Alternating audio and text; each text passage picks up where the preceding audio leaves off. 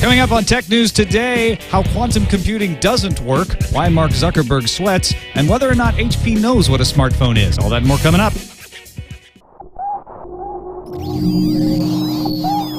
Netcasts you love. From people you trust. This is TWiT. Bandwidth for Tech News Today is provided by Cachefly at CACHEFLY.com.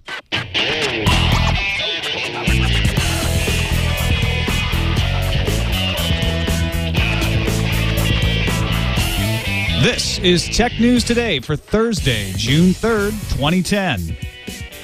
Tech News Today is brought to you by Slingbox. Watch your favorite TV shows when you're away from home with Slingbox. Check out Slingbox at a Best Buy near you or visit slingbox.com/twit. Welcome to Tech News Today. I'm Tom Merritt.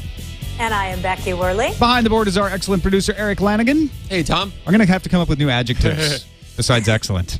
We'll work on that. This is the show where we kick around the tech news of the day, try to make sense of it with your help. You can watch us live in the chat room at live.twit.tv every day at 5:30 Eastern, 2:30 Pacific, or you can catch it in all kinds of podcast forms. All the feeds are at twit.tv/TNT.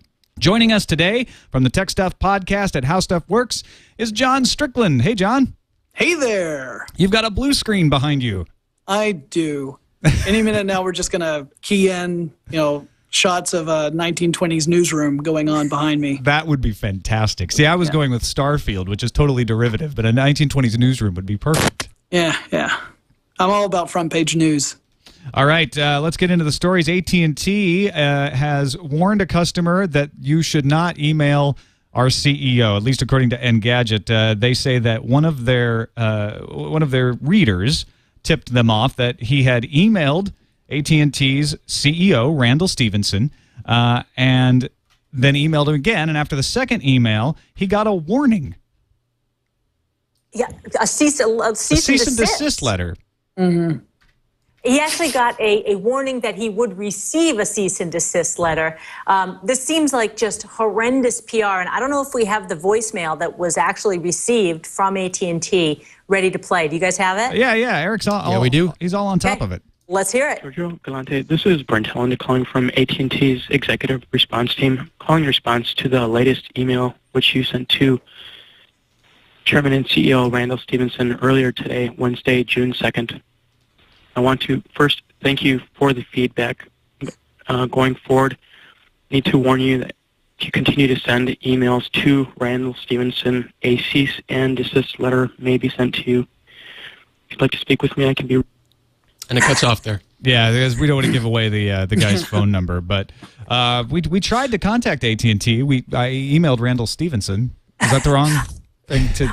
Should I have not done that? Well, hopefully you will not receive a cease and desist letter. I mean, this is classic bad handling of customer complaints. So I called my contacts at AT&T, and they basically said, you know what? Actually, I'm going to let you guess. I'm going to let you guess, guys. Do you think, you get to be the tech journalist, do you think that this is their company policy? No. Yeah, Come I on. would hope not. They said, this is not how we treat our customers. Aww. This was not our policy. They don't discuss individual employees and their behavior or what their situation is, but this is not anything canonized by AT&T. So They don't discuss individual employees, including their CEO? Well, the guy who called was, you just had to listen to the voicemail to know this is not a high-ranking AT&T lawyer. Come on. Yeah, so in other words, this is somebody who decided this looks like it's going to be harassing. I need to get this guy to stop filling up the CEO's inbox. My gut instinct is rookie mistake. Yeah. That being said, AT&T is getting hammered with complaints right now. So if it wasn't, they are hearing it from their customers right now about this data rate plan, and people are not happy about a lot of the changes. Change is hard. And we'll talk a little bit more about that during the show, but definitely this is not their policy. Yeah, so they've said that to us, and they've actually put out a statement to that effect, apologizing to their customers. So it was all just a mistake. And they said they're working on the customer's problem and what he originally complained to the CEO about. What also was apparently a mistake was for Mark Zuckerberg to go on stage at D8 because many people are remarking on how he appeared to be sweating nervously. Profusely sweating. Yeah. I think we can take the words "appeared to be" out. He was wasn't sweating. there. I didn't, touch him, so I can't confirm. But also, a lot of folks are calling it his Nixon moment because of that, because of the famous debate with John F. Kennedy, where if you listened to it on radio, you thought Nixon won, but if you watched it on TV, you saw Nixon sweating, and you thought Kennedy won. Set the table here a little bit, Becky. Yeah, I think it's interesting because, okay, here's this conference, the D conference down in Southern California. There's a lot of tech bigwigs there. Steve Jobs has spoken, Ballmer's speaking, and they're received as visionaries. Zuckerberg gets up there, and I think he just did not realize what he was in for. And I was watching the Twitter streams come in about this, and Calacanis, take him for what he's worth, but he had some classic comments. I'm going to read you this in order. So it goes like this. He quotes Zuckerberg. "Privacy is important. We think about it a lot." Then Calacanis says, "Powerful stuff. Clearly somebody went to media training." Next one, Zuckerberg. "Our privacy settings are too complex." He's not apologetic at all. Really zero empathy. It gets worse. Zuckerberg is rambling. He's talking like a politician.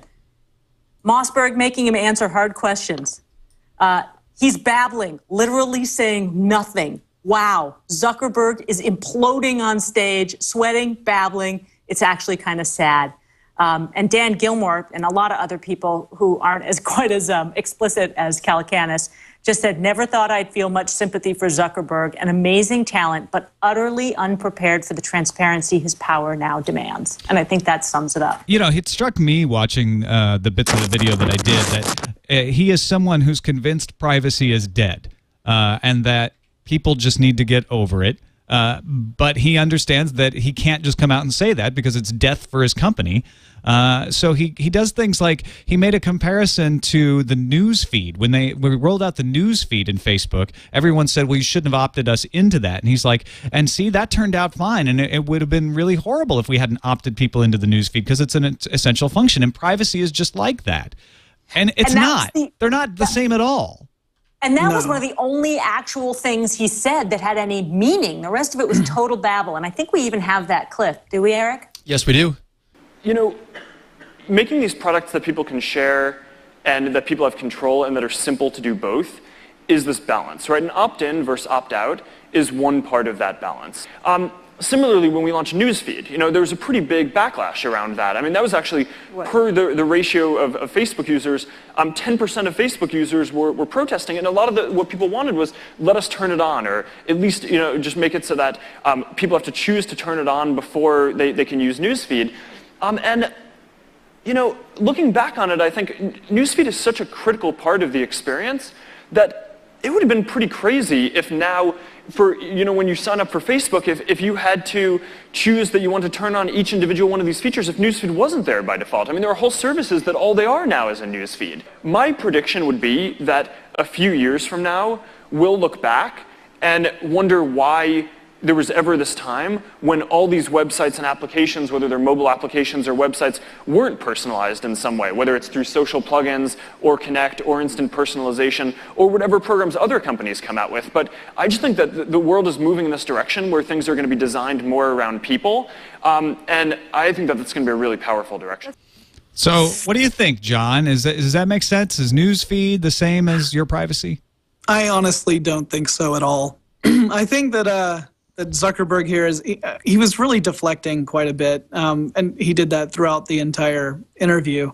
But I don't equate privacy with the news feed. I think that the opt-in versus opt-out argument is really much simpler. There's another point in the discussion where Zuckerberg stated that about 50% of Facebook users at some point went and tweaked their privacy settings, which showed that they understood the privacy policies, which I don't really draw that conclusion either. What I draw from that is that they were concerned once they learned how much was being shared automatically, and then went and adjusted it from there. So the story he was telling and the story that I see are two very different things.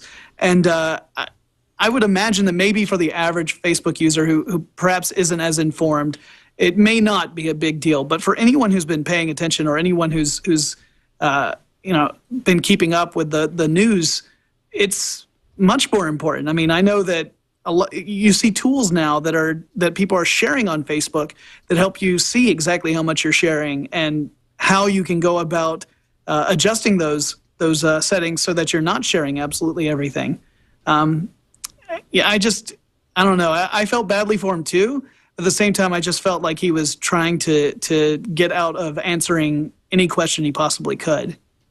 Totally evasive behavior, and I think the kid just got schooled, and he came off like a kid. I think the chat room summarized it best. They said, somebody get Zuckerberg a ShamWow and a clue. Yeah, and actually someone else made the point in this office. They said that it does not, it definitely damages his image as a CEO. People might start to question if a man is not capable of holding his own on stage like that, is he capable of running a company that has 500 million users? And I mean, that's a question I guess you really do have to ask. And I honestly don't know the answer to it. It's really the questions were not as hard hitting as you would be led to believe. They were fairly persistent. And they tried to keep coming back to the questions after Zuckerberg would try to evade, but it was not the nasty attack that you might think it was based upon his reaction. And you just also, sorry Tom, you just also alluded to that 500 million mark, which Zuckerberg, it hasn't been canonized anywhere that Facebook has 500 million active users, but he mentioned it in the D8 conference and just glossed over it. So that's sort of an amazing counterbalance to this kid, and now that's a major milestone for them. I think that you probably shouldn't judge Facebook based on Zuckerberg's performance on this D8 conference. I mean, obviously, he was under a lot of pressure and he didn't perform well, but that doesn't mean he can't run the company. And I think, after hearing what Kevin Rose had to say on This Week in Tech on Sunday and thinking about stuff, I think that he really has grown up since those IMs and whatever from when he was 19. And I think he has a real vision for where Facebook is going. And I think probably in 20 years, what he's been doing right now won't seem nearly as off and tone deaf as it appears right now, because I think he is onto something that as the generation gets used to the internet and gets used to information being more free-flowing, that we will get more comfortable about sharing, and sharing certain things won't be as much of a big deal. But we're not there yet, and I think that's where his big mistake is there's all us old fogies and people who haven't given up on the idea of protecting all of that information, and we get offended when somebody says, you know what, I'm just going to change your privacy settings. And there's been a lot of studies saying it's not even the old fogies, it's the young folks too. So it's going to take a while for the culture to meet him, and even then I only think it's going to meet him halfway. But I just kind of, I want to give a little bit to the guy. He is a smart guy, and he is onto something there.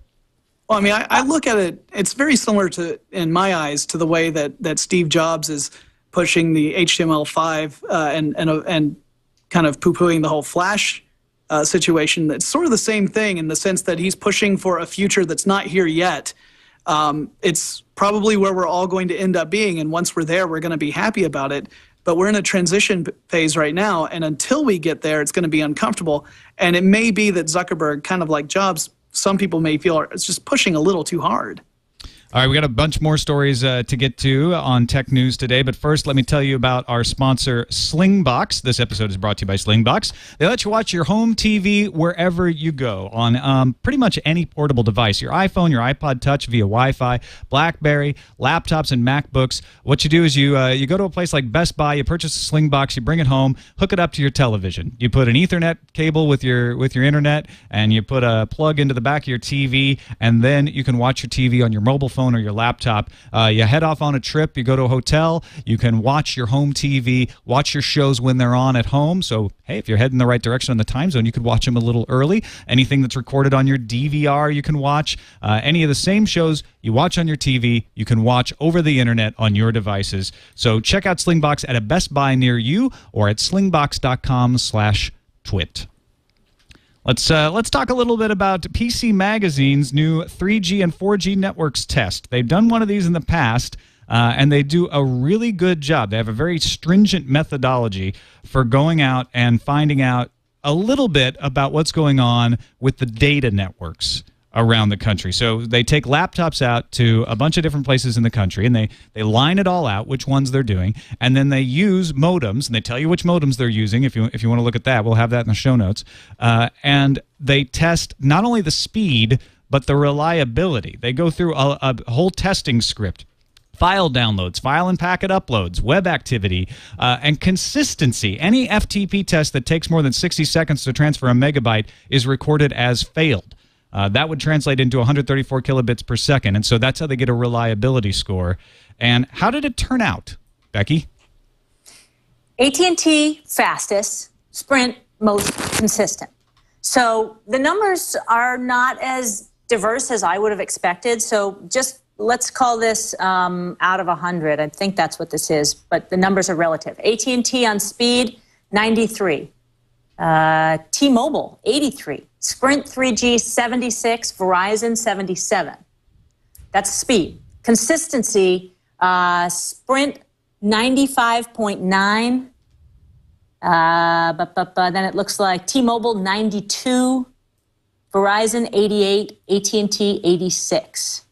So, they're not as diverse as you'd expect, but the takeaway, Sprint consistent, AT&T fast. So AT&T fast and unreliable, Sprint slow and steady. Right. Yeah. I liked where the fastest AT&T download speed was seen. Which was? Right behind Apple headquarters. Oh, really? Yes. Yes, right behind Apple headquarters. It was at 5.05 megabits per second. I wonder how that would happen. Fastest connection anywhere was in my neck of the woods. It's Midtown Atlanta, which is literally right down the road from where I am right now. That was at 9.11 megabits. That was Sprint, though. That's because of Dragon Con happens there, and they don't want all those people upset at them with their iPhones. You don't want to upset a Klingon. No, they have a bat left. Raleigh, North Carolina was slowest. That was the slowest. That's okay. They talk slow, so they don't mind. Maybe that was affecting the results. Oh, wait, this wasn't talk time. This was data, so it wouldn't. Right. Voice was not included in this. The courts are examining the Gizmodo devices for iPhone info. These are the devices that they seized from Mr. Chen, and they're trying to find out if there's any incriminating evidence that would lead them to believe that a crime has been committed. They also say that they have considered whether journalistic immunity would apply here, and they don't think it does. Yeah, I talked to Steve Wagstaff, who's the DA down there, and he says, first of all, the big takeaway is, oh my God, justice works at a glacial pace. We were all hot and bothered by this, what was that, 5 weeks ago? I don't know. But they're only now just getting to actually do the forensic analysis of the computers. But Wagstaff, the DA, says that basically they've commissioned someone called a special master, who is someone who's involved in the legal profession, but is not directly tied to the DA's office. The person's identity will not be revealed to the press. And what they do is they work with a forensic analysis team, and then they look at all the data that comes off of the computer, and they only pull the things that they feel are relevant to the case. They have no estimation on how long this will take. And Wagstaff said he's been in communication with Jason Chen's lawyer, whose last name I think is Noland, and that they've kept him apprised of everything that's going on with this. So essentially how it works is the Jedi Master, is the Jedi Master or? It's Jedi, it is. Or Special Master, I think I may have had that wrong. The Special Master will examine the evidence, pull off the data, and then show it to Chen and Chen's lawyers and say, okay, we're going to put this, through. Is this okay? And they get a chance to object, and then if they object, I guess the judge decides whether it goes through or not. Is that how it works? I don't know who gets the access to the materials first. You would think from the disclosure process that would be something in it, but I don't know the specifics. HP CEO came out and said, look, we didn't buy Palm to be in the smartphone business. We bought a smartphone maker for other reasons. Like intellectual property. Actually, that's what he said. He's like, we wanted WebOS. We wanted the intellectual property around WebOS, and that's why we're going to put it on every stinking device we can think of that's mobile. But he's trying to downplay, and this is odd. I don't know why he would. He's trying to downplay the idea that he was at a Merrill Lynch tech conference that his company would be coming out with smartphones. Is he trying to keep expectations low? Well, this is something that really confuses me on a couple of levels. For one thing, to purchase a smartphone OS, which granted we could see that on tablets. That's not a problem. That's probably going to happen. But to purchase that and then to say you're not going into smartphones is one thing. I guess you could argue that maybe the smartphone space is already kind of crowded. But on the other hand, the smartphone space is a proven winner. I mean, we know that people are buying smartphones. Whereas tablets, we only have one real example so far in the market of a tablet that's selling. And to sit there and say, like, well, we're going to use this operating system on a tablet form factor, which only has one proven success, that seems like a big risk to me. Which apparently means they looked around after thinking about all that and said, yeah, you know what is a device that we could put WebOS on? A smartphone. And then they got in touch with Engadget because Nilay Patel has a post up now that says, oh, no, that could mean smartphones. So the CEO, Mark Hurd, said we're not going to get in the business of smartphones, but the press relations for HP is backtracking on that. Here's what they've got, the full statement from HP to Engadget. When we look at the market, we see an array of interconnected devices, including tablets, printers, and, of course, smartphones. We believe WebOS can become the backbone for many of HP's small form factor devices, and we expect to expand WebOS's footprint beyond just the smartphone market. So when we said no smartphones, we just meant more than smartphones, not no smartphones. I like that Aya's in the chat room suggested that they're really going to be focusing on PDAs. Yes. When we said no smartphones, we actually didn't know what they were. We're talking about the Palm Pilot. We just want Palm Pilot back. That's all. Come on, bring it. Hey, so I've got a question about this.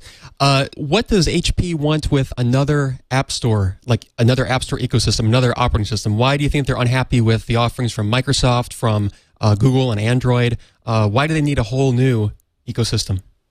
I think it's control.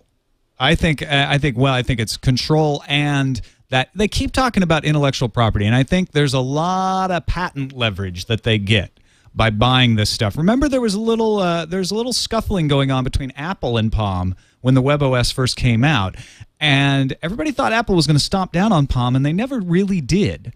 So I think what HP may be seeing, and I'm just guessing here, I haven't looked through the patents, is there's a pretty powerful patent pile there. Excuse the alliteration, that they can use to defend themselves in lots of arenas. That plus, and again, just my theory, they get control of a platform that they can decide from top to bottom, the way Apple does with the iPhone, what goes in it, what goes in the App Store, and we control the whole experience. Whether they'll be as successful or not, I think, is a much bigger question. Interesting. Do you guys have any other thoughts on this one, or should we move on? Well, in the chat room, Fair said it separates them from Dell. Okay. Yes, and they do need that. Right, so badly. All right, Becky, you're excited about Windows Live Essentials, right? Well, I just was interested, I always think it's important to remember that, oh yeah, a lot of people use Windows. Windows Live Essentials 4 coming out, they've announced this, and basically this upgrade to sort of their services, what interested me is that they're trying to tie a lot of functionality into email, and they're really bringing photo sharing and video sharing out. This was some of the data that they got, and this is where the research arm of Microsoft is so powerful. 50% of photos and 80% of videos don't get shared because people find it too hard to do so. I totally believe that. So they're trying to tackle that by integrating video and file sharing and photo sharing more into email. And what I think are two cool features that just exemplify this, they have this fuse function in their photo gallery that lets you, let's say you have 3 or 4 family photos, like snap, snap, snap with the digital cam. You can cut your face, you like the expression on your face out of one photo, but everybody else looks good in the other photo. They have a little functionality in there that lets you put it in with the one where everybody else looks good.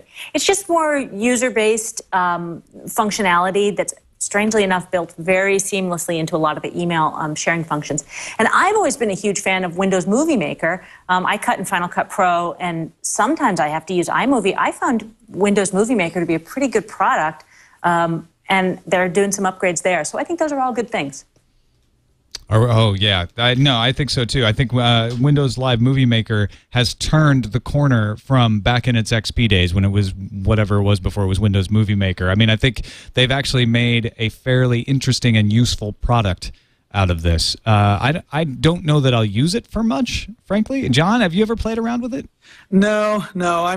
I'm strictly Mac when it comes to doing editing movies, and so I never bothered. Yes, that's me. I'm the fanboy. But I think for the flip cam generation that Windows Movie Maker is going to be really important, because I'm still not 100% sold on the flip software, and I think it would be great if Windows Movie Maker could just become a really ubiquitous, simple tool for handling flip videos. Android has a rootkit problem. According to some folks who are going to be showing off at DEF CON next month, there is an exploit that you have to have physical access to a phone running Android or a device running Android. Should be a phone, though, because the way you make the exploit. Once you've installed the exploit on the Android phone, the rootkit can be activated via a phone call or SMS message, giving attackers a stealthy and hard-to-detect tool for siphoning data from your phone. So if they can borrow your phone for a little bit and get this thing on there, then they can call it anytime. You don't see that there's a call, but it executes, and then the phone realizes it's being called by an attacker's phone number and sends back a shell program. Isn't that handy? Actually, it could be useful for you if you wanted to have shell access to your phone when you've lost it. Yeah. I can't really see calling this a problem, because right now it would take so much in order to execute this that it's really a proof of concept showing that the Android operating system has vulnerabilities as well. And if you can do it this way, there are probably other ways. But this particular method requires, since you have to get access to the phone and you have to look up the phone number and install this software on there, it's more extensive than I think we're going to see, unless you tend to, I don't know, go drinking and leave your phone on a bar stool or something. It would have been handy for something like that. Or, yeah. I don't know, if your phone gets stolen out of a bag, maybe. There's disagreement about what could happen to this potential phone. That's true. What I don't get is that I thought the whole point is that Anbox apps were all sandbox, and they haven't shown all the details on this. They're saying they'll reveal it, next month? And so I think that's the really curious thing, is if this stuff... If the apps aren't as separated and safe as they think, and that the sandboxing isn't as complete as it's been promised to be, then that'll be interesting. The FTC, yes, the Federal Trade Commission this time, not the FCC, is actually getting in on the news business. They believe that we should tax consumer electronics. Well, saying they believe is a little overstating it, but they've discussed whether we should tax consumer electronics and then give a subsidy to news gathering agencies. I think if TWiT qualifies as a news gathering agency, then yes, absolutely. Nice. We don't do paper, my friend. I think we're talking about the big boys here. Oh, and also, well, so wait a minute. So we just got to prop up people. Well, we'll start printing out TWiT to get the subsidy. Well, the daily edition. I like it. Yeah, it's interesting. I mean, I think that the fact that the FTC is involved is more interesting to me, because I actually think this is an FCC thing. The FCC mandates PSAs on TV. So if you're going to use our airwaves and our spectrum, then you're going to give back some of that time to public service announcements, anti-smoking campaigns, et cetera. I think you could make a case, if we really, if you want to back government involvement in journalism as a dying animal, then you could make a case for any devices that use the wireless spectrum to have to give back a portion of their proceeds, instead of time as it is on TV, to the organizations that are doing the hard-hitting reporting of municipal meetings and things that are really important for the public good. So I can see a case for it. Let's just put it that way. I am also concerned about a couple of things. First of all, the severe decline in 8-track tapes. I think the government should look into that. Wax cylinders. Wax cylinders. Wax Let me tell cylinders you, is another one. You're right. unsung heroes. Yeah, we need a wax cylinder subsidy, and possibly, I don't know how you guys feel about this, but some sort of government program to employ town criers, because when's the last one you heard one walking around giving you the news? Actually, just the other Point day, but I work made. for a Renaissance Festival, so it doesn't really count. So is your assertion that this is a market solution that needs to happen and that this is there's no need for government involvement? I think there might be a limited need for government involvement as a sort of facilitator of discussion to see if there's anything going on that's anti-competitive, but I swear I can't think of anything that is anti-competitive going on that isn't amongst the newspapers themselves, where you have monolithic companies owning all the means of publication. I think the newspapers do have a problem, and they do need to adapt, and maybe there's some government assistance in think tanks and brainstorming and helping them to adapt and learn how to publish and explore new business models. And that, to be fair, is part of what's going on with these FTC discussions. But this idea of somehow just having a tax on electronics to prop up a dying business model doesn't appeal to me at all. The thing that really disturbed me beyond just that, which that alone is already disturbing, was the idea of having proprietary facts. Did you see that part? Yeah, now that's where it gets dangerous, right? Yeah. Wait, explain this. I didn't see this.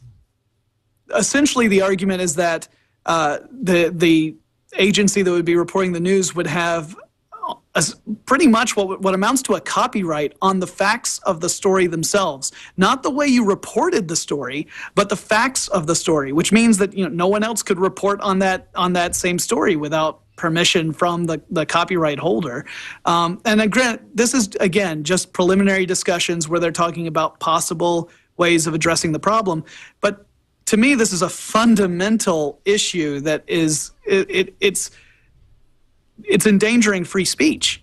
I mean, it's changing it, right? It's exactly that. It's not only endangering it; it's fundamentally changing the definition of free speech because facts aren't copyrightable. That is one of the pillars of being able to talk in public.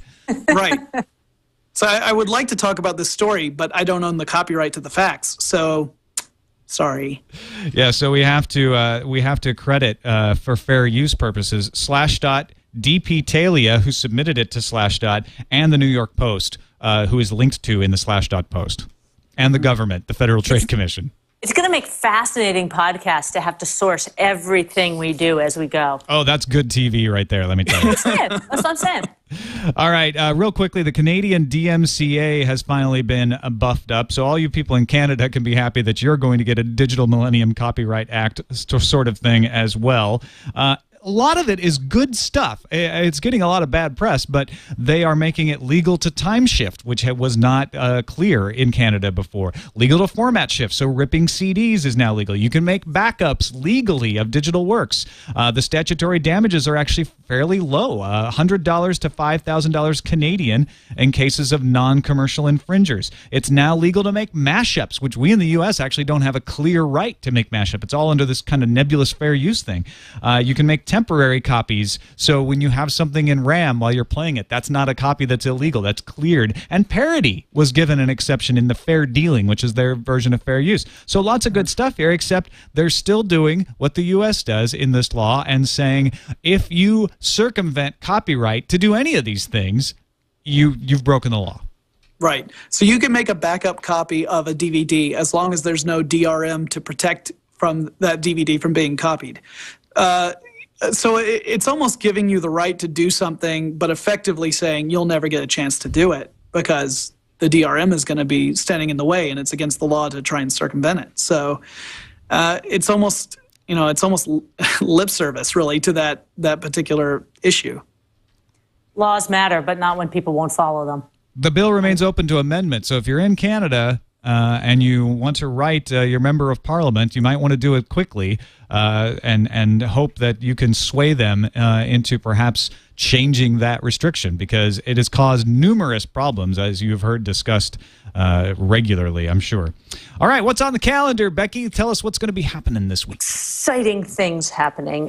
Today is the final day of the D conference, so people who are speaking and videos that are up on their website. Steve Ballmer went up with Ray Ozzie. That was kind of interesting. They were talking about Chrome versus Android, and they had some interesting comments. Let's see, who else was speaking? James Cameron talking about the oil spill. John Donahoe from eBay about why they sold Skype, and Walt Mossberg gave him a tongue lashing about whether or not it was just bad management from eBay. Sprint Evo, tomorrow is Sprint Evo Day, available in stores for the first time. You guys will be Evoing it up here on TNT. Monday, again, we've mentioned this before, but just keeping it on your radar, is the Apple Developers Conference, and we expect to see the new iPhone. That'll be Monday. And Tom, you going to be there? I'm going to be there. I'm actually going to be here anchoring the coverage of all the live blogs and kind of doing the play-by-play that we do whenever there's a keynote. Got it. So I think somebody's going to be there, so I'll call you or we'll do something. Yeah, we'll get you on for sure. I'm going for ABC, but I think I'll be there talking to you guys also. And then just something to keep in mind, next Friday is the kickoff of the World Cup. So I know that there's a lot of talk about all the different ways that you can watch World Cup, mobile, 3D. It's going to be a lot of technology around this World Cup. I'm very psyched. Yep, I'm always been excited for the World Cup, so I'm getting excited myself. Maybe we'll do a World Cup play-by-play. Oh wait, that would be a violation of copyright. Yeah. I think someone else already does that. Yeah. You're so bitter, Tom. All right, let's finish up. We got to get to some voicemails and emails before we have to get out of here. But we can't stop before we give Jon a chance to show off his brain muscles because this is what he does at the How Stuff Works place, right? You tell folks how stuff works, and you found a story about this quantum computer from D-Wave that points the way that quantum computing may not be what we think it is. Yeah, quantum computing has been in the news for a while. I actually wrote a couple of articles about quantum computing for How Stuff Works. It was one of my first articles, in fact. And it's an interesting concept, but it looks like it's not really panning out so far. The concept is that you use these quantum bits, or qubits, which act as both a 0 and a 1 at the same time. It's called superposition. And it remains in that state until it's disturbed, like when you observe it, for example. So you have to kind of not look at your computer while you're computing. It's actually a lot more complicated than that, but I'm dumbing it down quite a bit to sum up. When you work with a lot of qubits all at the same time, you're trying to reach a state of coherence where you can solve very hard math problems by running almost like all sorts of scenarios at the same time. It's in a parallel method. If you upset the state of the computer, you reach a state of decoherence and everything falls apart and you don't manage to compute anything. And unfortunately, energy states can transfer very, very quickly. It can go from a low energy state to a high energy state very quickly and ruin your calculations. And even when you do get the calculations, assuming everything's working properly, you get your answers in ranges of probability. So you never are completely certain that you're going to get the right answer out of a hard mathematical problem. By that, we mean something that is incredibly complex and gets exponentially harder to solve the more elements you add to that problem. There was a hope that quantum computers would be able to solve these problems working in parallel, but so far it does not look like that actually is the case. It looks like the quantum state falls apart far too early for us to be able to use it for anything meaningful. It's not any faster than a classic computer in most cases. And so it may be that quantum computing is actually a dead end. We're hoping right now that perhaps we just don't have all the knowledge we need to make it work, and that in the long run it will end up being the solution to computing hard mathematical problems. If it ever does happen, that opens up another can of worms, because anything like cryptography or encryption that depends upon hard mathematical problems to stay safe will suddenly become vulnerable. And that was our big hope, right, was that we would be able to use this for some pretty fancy encryption, among other things, as well as these incomplete kind of problems and all that sort of thing. Exactly. If we could get it to work, we could make encryption that would be practically impossible to crack using a classical computer. Now, if you've got your hands on a quantum computer, that's a different story, but these things are not exactly easy to maintain. In most cases, you have to have a temperature close to absolute zero to even run a quantum computer, and most of us don't have a lot of liquid helium sitting around the house. Oh, but we will eventually. I mean, right? Sure. You're getting it piped in, right, Becky? Oh yeah. I'm feeling good about that. I definitely need that to sort of spreadsheet all my recipes. So quantum computing, moment of silence. As Westlight pointed out, that was how quantum stuff doesn't work, essentially. Some voicemails? Yeah, on to Mike from Minneapolis, called in with a calendar item, or about the calendar item. Hey all, Mike, the developer from Minneapolis. I really like the calendar option that Becky was throwing out, saying what's going to happen, what can we expect for tomorrow. We should probably move it to later in the show, like right before we close. What can we expect for tomorrow? Okay? Love it so far. Bye. All right, thanks, Mike. Yeah, we'll consider. Right now, we put it after the stories are done. It's kind of the last story thing. But then, should we actually move it all the way to the end? Let us know. TNT@twit.tv, or you can call to us 260 TNT show like Mike did. Next call comes from Peter in Rochester on why he thinks AT&T is bad. Hey guys, this is Peter from Rochester. Just watched episode 2. Love the show. Thank you. I was just thinking about the AT&T new data plans, and you guys said that you don't use that much data. Tom, I think you said you've used 2 gigs or something like that since November, and Veronica doesn't use that much. I don't think you're the typical users because you're always someplace where there's Wi-Fi. I did a little test. I went online and saw what my average data usage was, and it was about 2.5, 3 gigs a month. And I don't use it that much. I did stream 10 minutes of a baseball game, and it was almost 40 megs.